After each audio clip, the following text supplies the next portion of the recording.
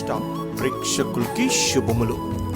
లోకపు మాట, నిన్ను ఏడిపించిన గతాన్ని గురించి ఆలోచించకు, వర్తమానంలో నవ్వుతూ ఉన్న క్షణాల్ని ఆస్వాదించు.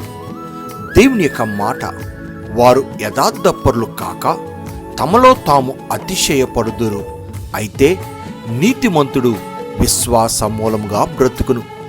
హబక్కు గ్రంథం 2వ అధ్యాయం 4వ వాక్యం. చిన్న ప్రార్థన.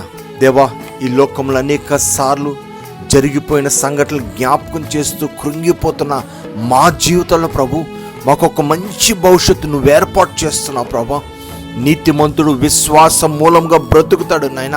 నిజమే ప్రభు, మాకున్న ఆ గొప్ప ఆదరణ బట్టి మమ్మల్ని ధైర్యపరచమని యేసునామమున వేడుకుంటున్నాము తండ్రి, ఆమెన్.